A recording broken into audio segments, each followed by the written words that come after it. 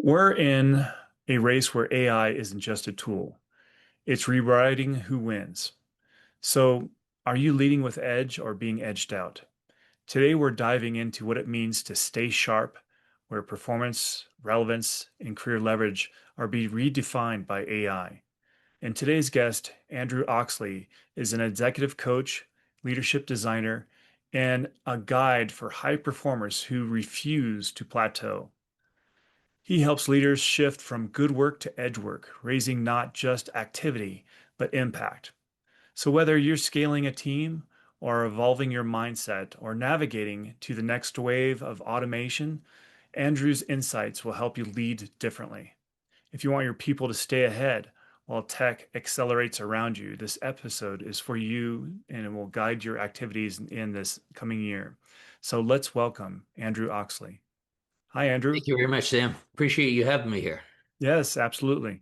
So Andrew, your career crosses sectors and economic cycles, which means you've seen edges come and go. What experiences have forged your philosophy of leading with edge, and why does this work really matter to you personally? Well, I mean, the whole business, the executive coaching business I launched, was actually born out of a problem I had myself, which is, I think, often the case, right, with us. I actually was overwhelmed, overcommitted, and overworked in my last role. I was a technical, I'd led a technical sales team in the commercial air conditioning space in Toronto, Canada, working 80 to 100 hours a week, commercially very successful. I love Barbara Bush's quote. She said, the problem with most people, they have a great lifestyle, but no life. And that definitely, described me. And I thought, there's got to be a better way to be successful in all areas of your life. Because I was successful in one area, but everything else sort of went by the wayside. And so I started realizing this wasn't just a me problem. And I actually initially thought it was my job, so I quit my job, and I realized that the problem with quitting your job, you take the biggest problem with you.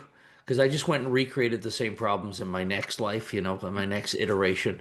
And so that was over 30 years ago, and so I've spent the last 30 years looking for systems, methodologies, processes that help you capture and break through what we call the ceiling of complexity so that you can continue to grow and establish even greater productivity and effectiveness with the teams that you seek to lead. So that, if you think about, you talked about cycles, I mean, that was back in 1995. And so then we had the Y2K debacle. Then we had the housing crisis. And then, of course, many, many iterations. Probably the kingpin was the pandemic. Yeah. And a lot of people think the pandemic changed leadership forever, changed employees forever. I think it was already changing. It just made what was probably always necessary mandatory for leaders. Yeah, no kidding. I mean, it was definitely a big change. And then you, I know, I think was it before, I think it was before the pandemic, you were talking about the four frustrations of, or the four faces of frustration, your Yes. book you created there. So, Yeah. so I think that you were already identifying early on that there was a lot of leadership had a lot to handle. Yeah, without question. And now, as we're moving into a new age of automation and AI has caused a ton of new tools and also have been driving leaders to rework their workflows across the organization to stay relevant. And so, how have you been guiding your leaders in that path?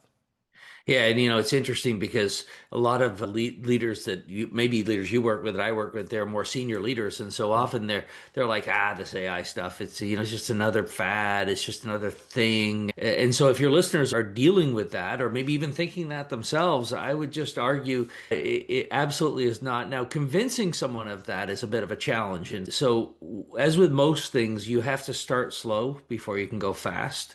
And what we challenge leaders to do is whatever, whether it be Gemini or Claude or ChatGPT, whatever AI engine that they're most familiar with or comfortable with, just start using it. But what we see leaders want to do is we see leaders wanting to use it to like write emails and stuff like that. Well, it's not that that's bad, but that's probably like, having a Porsche and and driving it, up the driveway. That is not what AI is really tooled to do. It can do that. But the problem, if you're using it for that, a lot of times, if you use it to write the emails, you better go back and rewrite them because it's going to sound like AI wrote it if you're not careful. Right. Yeah. So we challenge leaders to start small, with things. We argue that, AI is a great thought partner. It's not a great thought leader. And so, in a strategic sense, we're using AI to challenge the thinking of the leaders that we work with. And, so we can delve a little bit into that if you like. But that's where we go with AI with leaders is that it could help you. It's hard to see the outside of the box from in the box. And we're all in the box to a certain degree. And AI can help you get outside the box and see things that perhaps you weren't able to see. Well, let's dive into that a little bit. I mean, so as you mentioned that AI can really become a tool that can challenge a person's thoughts or how their perceptions. So how can we get done? How can that be done? Yeah, so well, you can get AI to take on different personas, right? Mhm. So one of my favorite post personas for AI is the challenger, and so what I'll do is sit down with a leader, and they'll have this idea about something that they want to do, some strategy they have, and I say, well, let's just sit down and let's describe the strategy into the AI model. So just at a very high level, not too much detail. Mhm. And then what you say is you say, and this is the important prompt because the, I know you know this, Sam, but the key with getting good results from AI is the prompt. And I was Right. getting crappy results originally, and I said, I say AI stuff's garbage. And then I realized I wasn't using the right types of prompts. So here's the prompt we always suggest leaders do when you want to have the engine take on the persona of the challenger. You say, I want you to take on the persona of a challenger, and I want you to ask me one question at a time until you fully understand the strategy. And then I want you to identify 7 areas that I have not considered. Mhm. And the engine will ask a question. Now, what most people do is they say, ask me questions. Well, it'll ask you 50 questions. And the Yeah. problem with that is some of them won't be relevant. You say one question at a time. It will keep asking you questions until it feels it has enough information. And then it'll give you 7 things that you might not have thought about. Now, 5 of them may be bunk. They may be completely garbage. But there may be 2 of them where I'll sit there with a leader and they're like, I hadn't thought of that. That is a great way to look at this problem. So, you can have AI take on different personas. And by the way, if you're HR partners or C-suite partners that are on this call, if you're trying to open someone's mind up to new ideas, this is a great way to do it because Mhm. you don't have to tell them they're wrong. The AI model will tell them that they're not thinking this through properly. Um, and everybody thinks they're open-minded to some degree, right? I've never met somebody who doesn't think they're open-minded, but we all know we're also closed-minded on certain things, and we're closed-minded actually on the things where we already believe we're right, which would define every closed-minded person in the face of the earth, of course, right? If someone's closed-minded and they're not thinking about stuff, you can just ask them to use this methodology. If you don't know where to start with AI, open up a chat GPT box and say, where should I start? Right. Just It's ask gonna the be that question. simple. Yeah. Here's what I do for a living. What are some areas that AI can help me be more effective and efficient? Yeah, I love that. And you mentioned that you can challenge the AI, of course, to act in a variety of different personas, such as your customer, ideal client, and or other CEOs that they can understand. It can be a first step to a greater conversation or more in-depth conversation with that client or actual CEO that you talk to. Yes. So, yeah, I think it's a great thought partner in that and just helping us prepare. Yes, for sure. Yep. So a lot of things as we mentioned, I mean, just the onset of artificial intelligence has caused this proliferation of tools that are out in the marketplace right now. And of course, there is the number of key large language models that are out there. And then there's a bunch of other tools. So basically, leaders are drowning in tools right now, and they're starving for more strategy. So if you had 1 hour with a new executive team, how would you diagnose where their edge truly lives and what tools are best for them to leverage to get to that new reality? Yeah, and I think sometimes what we do when we can be guilty of diagnosing before understanding, right? So just sort of sitting down with a leadership team and identifying the endpoints of the journey, like what is happening, not from an AI perspective, because AI is just a tool, right? AI is a tool to help you accelerate down a path, but you have to have the path identified, right? So where are we and where do we want to be from a strategy standpoint? Do we have a clear strategy, or do we have a clear endpoint of the journey? I always say, if a journey's not involved, then a leader is not required. And so, if you think about going on a journey, you got to know where you are, you got to know where you're going, and you have to have a path between the two. And what we tend to do is make this assumption that everybody understands the endpoints of the journey. And I have found that's rarely true. So when I sit down with the executive team, I'll start with where do you want to be? Like, what is it, what's your endpoint? Not your strategy to get there, but what's the endpoint you're trying to achieve? And just that question, quite often, it's amazing. Executive teams will spout off like the vision of the organization. And I'm like, yeah, okay, so that's the ideal you're striving for. But like, what is the time frame you're planning over? Is it a 1 year, 3 year, 5 year time frame? Hopefully, it's not more than 3 years, because Lord knows we can't know what's happening next year. Never mind, more than 3 years from now. What is the objective? What are you trying to accomplish? And then where are you right now? And as simple as those two conversations sound, I've found that it's actually usually easier to get agreement among where we're going to go than where we are right now. Because where we are right now starts to bring into account, like, well, why are we where we are right now? So we might agree on the objective measures of where we're starting from right now, but we might disagree with, why we are. And the why we are where we are impacts the strategy of how we're going to get to where we're going. Right. So you got to sort of unpack that with the team. And once you've unpacked that, then you can say, well, do they have a strategy to get from point A to point B?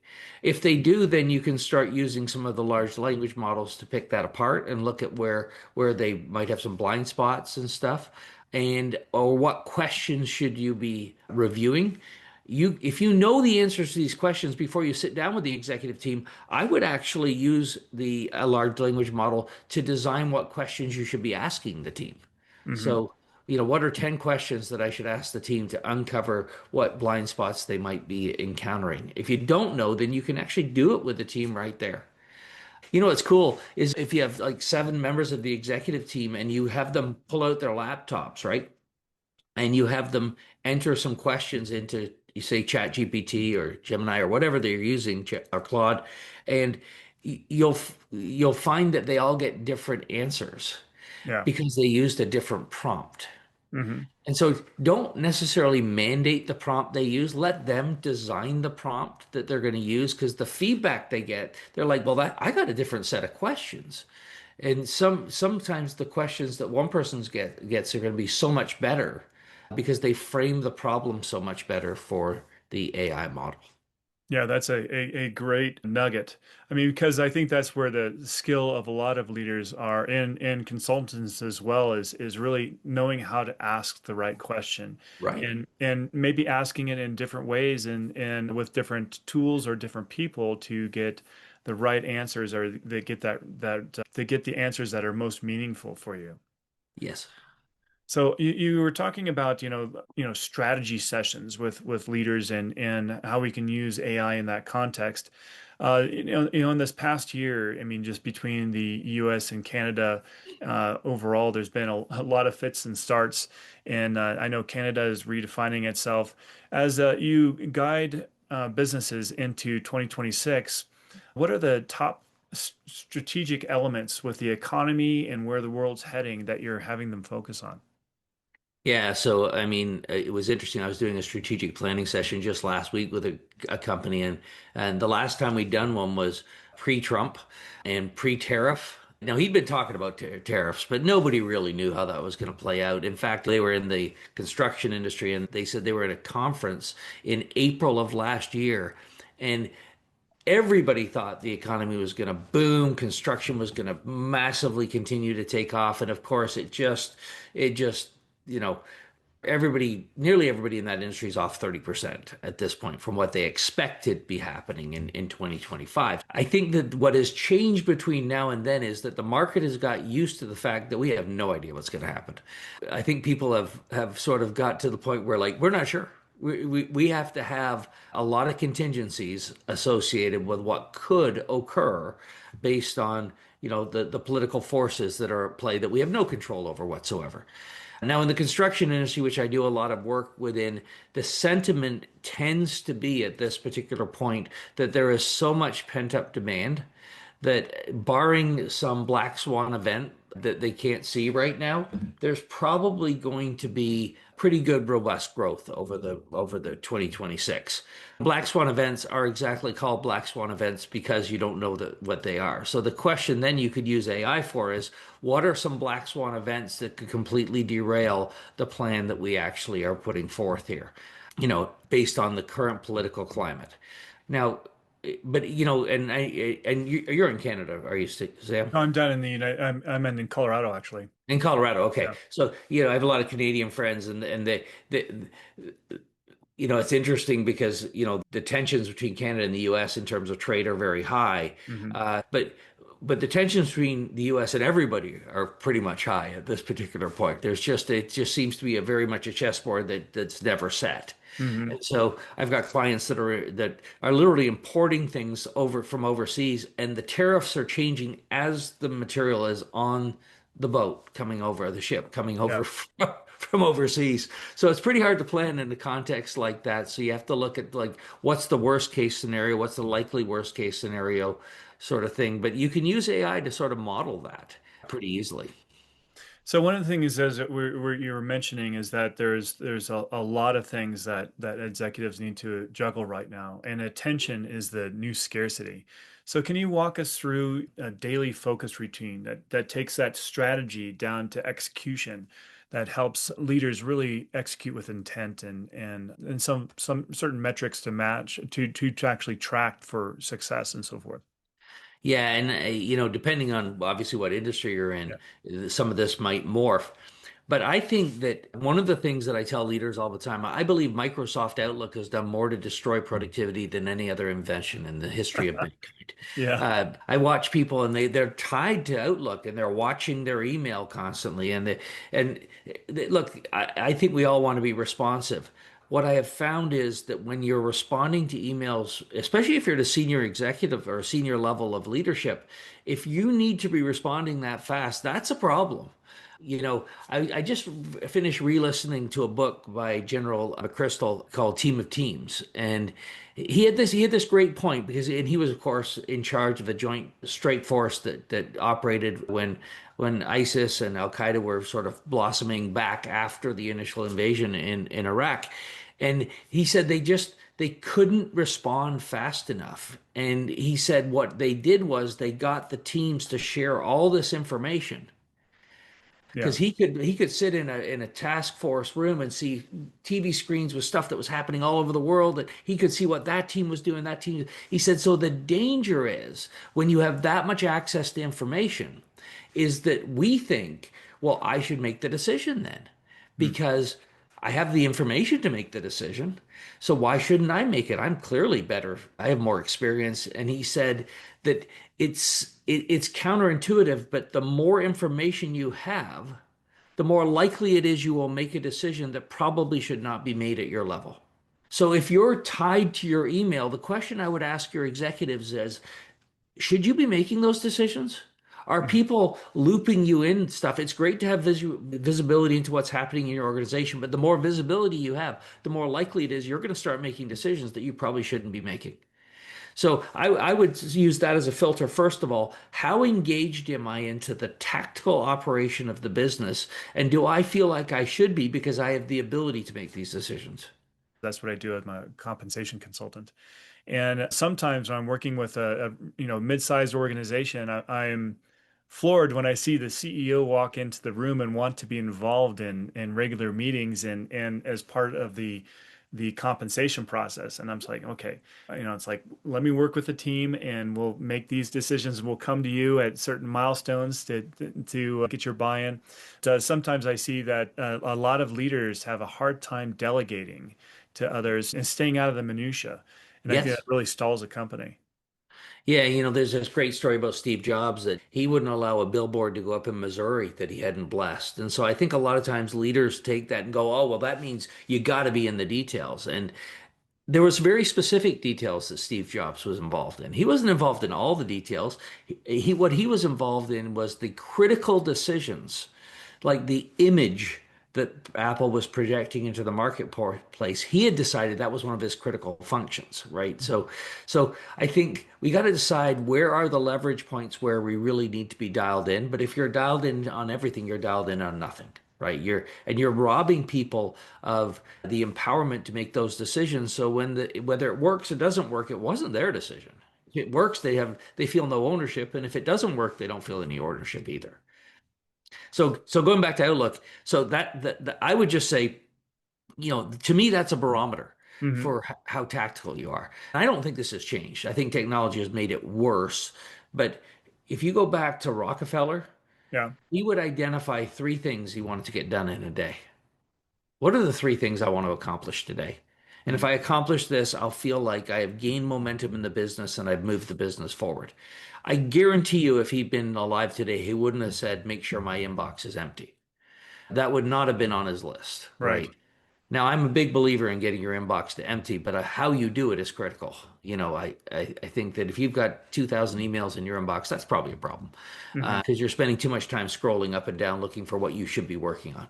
There's lots of ways, lots of people who work on how to make sure that doesn't happen. But what are the three things that will move you forward today? What are the three things, or what's the one thing? Maybe it's just one thing. Like this is the thing. I'm going to do other stuff, but at the end of the day, if I got this done, Hmm. you know, and going back to your AI question, one of my favorite questions to get with senior executives is, hey, listen, I'm the CEO of a multi-million or billion-dollar XYZ company. We specialize in this. What should a CEO in my position be spending their time on?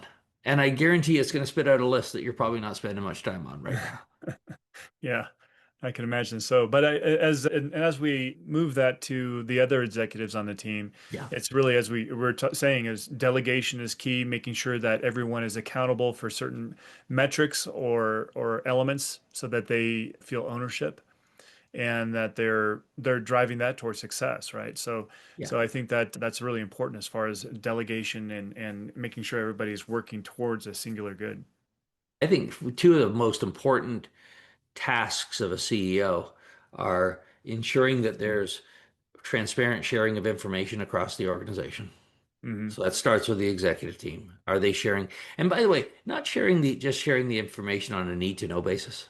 Because like sometimes the information you should be sharing, you may think, oh, Sam doesn't need to know that, but you may be working on something I'm not even aware of, and you're like, oh heck, if I'd known that that was happening, it would have changed what I was doing over here, right? So so transparency and sharing of information, we like to say there should be an open playing field where people understand what's happening in the organization and they don't get surprised at different points. So that's number one. Number two is speed of decision making. How quickly can decisions be made? And it's always faster when they're made closer to the source of the information. So we should be sharing as leaders, we should be sharing the philosophy by which we make decisions, but not making the decisions. Hmm. Right. So one of the things that as we look at how leaders need to charge into 2026, the name of the game through 2025 has been a transformation of business. There's certain elements or certain parts of the businesses that have been changing at a faster rate, such as automation has impacted operations and a lot of it's been going on in marketing and so forth. So when you think of where a CEO should really focus on redeveloping work streams for the new year, what would you recommend? Yeah, and I think this is morphing, not daily, but as we speak. But logistics is going to be incredibly changed by AI without question. I mean, there are things today that are being done that will not require, an entire department of people to do. Inventory planning, supply chain management. All these things they're going to still require us to be involved, but not in the same way. as we are currently involved. So if you think about what are the things that within your business where there is vast amounts of data and just because you have vast amounts of data doesn't change the fact that most of us can't take in that much data, but an AI model can. Now, obviously, you have to be incredibly careful how you link your data to an external AI model to make sure you've got proper technology firewalls associated with that. That's obvious, but well, I say it's obvious, although let me just caution your audience that if they're not aware of how AI is currently being used within their organization, it is being used.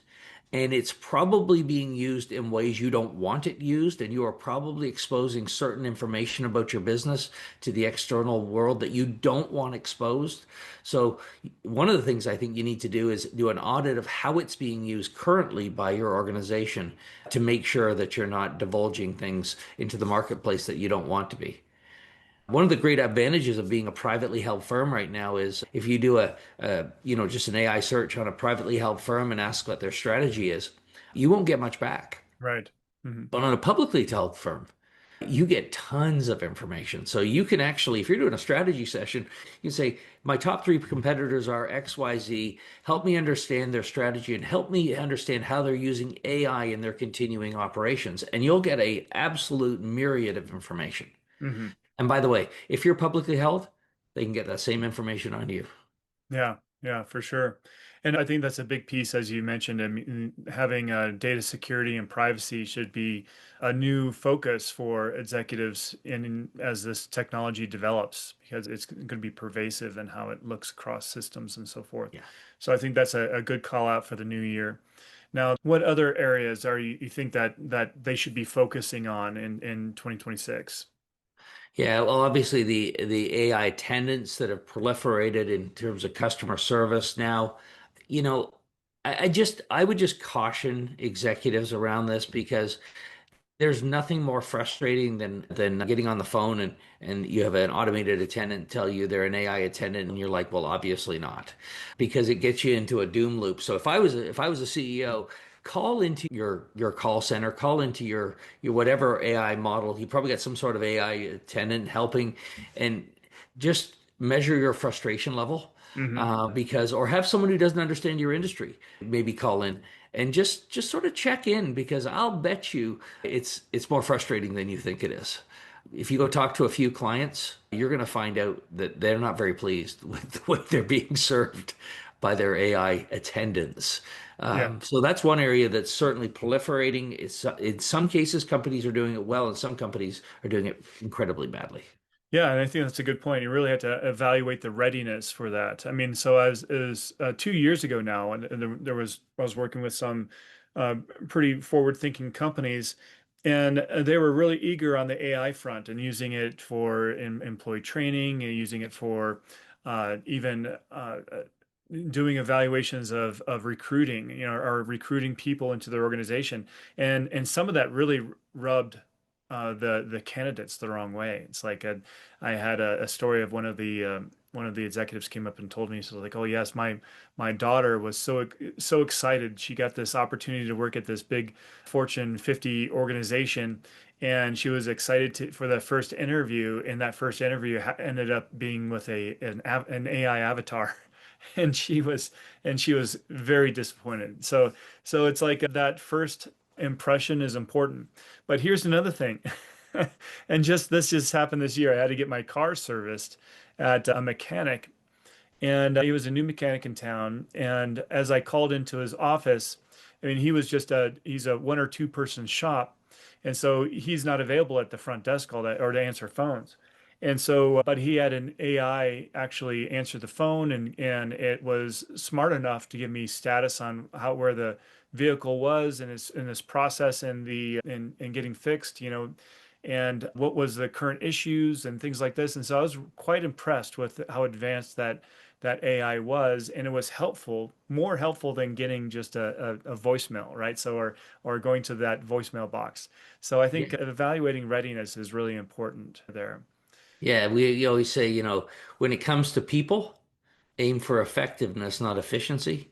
And Yeah. I think when you look how a lot of companies are using AI, they're aiming for efficiency. not effectiveness. The example you gave with your mechanic was a very effective use of it, right? But then you could probably spin off a couple of examples where it wasn't very effective, like where Sure. you end up in a like the doom loop of going back around and around and around. You're like, so in many cases it seems like the goal is to get you to hang up. Yeah. You get so frustrated you hang up, and that does not behoove any company that is interested in retaining their customers. Yeah, and I think it's using AI tools just like any other aspect of the business should be thought of how do we deliver value with this Yes. particular medium to our customer to make things more seamless or better. So and that's another thing I think that a lot of leaders are making a mistake, and especially in 2025, is that they're saying, "Oh, great, automation, artificial intelligence, it's here. Now my biggest expense is people. Maybe I can leverage more on systems and not hire people." And I think that what they found through 2025 is that the readiness of systems is not quite there. There's been a lot of over promising and they've let people go and now they're suffering and they've also impacted their brand. I mean, employees that have been scarred by a layoff are looking elsewhere. They're not necessarily wanting to go back to the same company that hurt them. Yeah, So, I have a major cell phone company I went around the horn with, and I won't say their name because that's not fair, but I mean it was a one of the most frustrating experiences of my life, and this company used to be the standard. So part of the challenge of being in a senior level of leadership is that the higher you go up in leadership, the harder it is to understand what's happening in the organization, to truly understand, because the room moves, the room shifts when you walk in. It's different when you're there. And I had a CEO tell me one time, nobody's different when I'm around. And I was like, oh my God, how can you say that? I can see the room change. You don't know what the room was like before you walked in it. You just think that you're just the same person you were because you worked your way up through the company. And you are, but not to the person who's a junior person. As a senior leader, you have to figure out, how do I really discern what's happening in the organization? The the people that will speak the truth to you, like the real truth, if we're not careful, that they're not necessarily rewarded. I had a CEO tell me one time, he says, I have somebody who tells me the truth about what's going on. And I asked him who it was, and he shared with me, and I just started laughing. I'm like, he said, why are you laughing? I said, because he sees the world exactly the same way you do. So how is he going to help you see the world differently? He sees the world the way you do. You got to find somebody who is maybe so annoying to talk to that you almost want to avoid talking to them, because that's the person that probably can help you like burst the bubble that you're looking at the world through. yes, and I that's one of my processes when I go in and evaluate a company's total rewards is I often ask, okay, let me talk to a couple of your high performers and high potential employees, and then also some of your detractors, some of your harshest critics, because that information is critical in understanding what's working and what's not working. And sometimes those harshest voices can help us really stay on that cutting edge, Yeah. keep that competitive focus. So, as we kind of wrap up our conversation today, Andrew, what are the top things that you think leaders should be thinking about when they're considering automation and AI and how they should reframe that for a successful 2026? Yeah, and I think it goes back to what are you trying to accomplish? Are we trying to save money? GM got into a whole lot of trouble back in the early 2000s, around 2010, 2013, because it was all about saving money. And you can save money lots of different ways. But if you're telling people that we serve people, if you're saying our greatest asset is our people, but our greatest expenses are people, those are two contradictory messages, right? So, what are we trying to accomplish, first of all? And are we sure the technology we're seeking to implement is actually going to fulfill the purpose, or is it just stripping out expense? Because you can strip out expense, you just get rid of all your people. I mean, you'll have very little expense in the business any longer. You also won't have any customers. Right. So part of the challenge I see with senior leadership is that the higher you go up in leadership, the more likely that the leaders are highly task oriented. I'll tell you a quick story about COVID that might sort of illustrate this. When COVID happened, The CEOs, the senior leaders I coached, they were flummoxed at how much productivity went up at the organization. Like everybody went home and all of a sudden productivity increased. And they're like, this is amazing. We're getting so much more done. We're not having to sit around in meetings and do all this stupid stuff. We just talk when we want to. And that lasted about 3 to 6 months. And then I started getting calls and they started saying, hey, it's not working so well anymore. Productivity's starting to drop. And they're like, well, I don't understand. Things are going so well. And I said, well, what happens is all that stupid stuff, all that stuff when you saw people in the hall and you met them at the water cooler and you had the meetings and you talked about what happened on the weekend, that was the oil that reduced the friction in the machine. And for a number of months, the friction could, be overcome by the residual oil in the Hmm. machine. But after about 3 to 6 months, that oil started to just get spent. And all of a sudden now, every time someone picked up their phone and they saw my name, it's like, crap, what does he want now? Because the only time he calls me is when he wants something. And so the friction overcame the lubrication. Hmm. So I would just say that as you go into 26, and you start looking at using AI to increase productivity and efficiency, make sure that we don't lose the fact that human connection is always the key to success in business. Connection with your employees, connection with your leadership team, connection with your customers. And so if you can use technology to accelerate that, then that's wonderful. But if it becomes the thing that uses up the lubricant in the organization, it doesn't happen quickly, but it will happen and it will damage your organization over the long term. Yeah. Thank you, Andrew. Now, I know that you just completed a big webinar training a few weeks ago on helping leaders prepare for 2026, but you have other things that are coming up on other workshops and so forth. Can you tell us a little bit about that? Yeah, we actually do something called the Leadership Framework Workshop. We do it once a month, and it's for leaders who want to understand how to bridge the gap between where they are and where they want to be. And we actually go through a number of different, what we call mental models that help explain complex things that are happening in your business in a very simple way so that you can take action on them when you leave the workshop. We take that web and it's interactive with the group. You get to interact, pose problems and stuff. So we help you figure out exactly what's happening with your team or your organization and help you build a plan to get from point A to point B. Nice. Well, today's discussion really opened my eyes in a lot of areas. I mean, I know that we need to reallocate our attention, look at how to utilize these AI tools effectively, run these fast experience and create and put in these guardrails for safety and security, and so that we can really use AI effectively in all our workflows and so forth. So, thank you for taking us through a guidance there, Andrew. And then also, and thank you for giving our leaders clear and a confident way to really go into 2026. I think that really helps. Well, thank you, Sam. I've enjoyed having our chat. Thank you. Yes, so for our listeners, if you found value in this conversation, please share it with one of your colleagues and subscribe and rate the podcast and run some of these experiments yourself with AI and evolving those workflows. Once again, I'm Sam Reeve, and we'll see you next week on the People Strategy Forum. Thank you, everyone.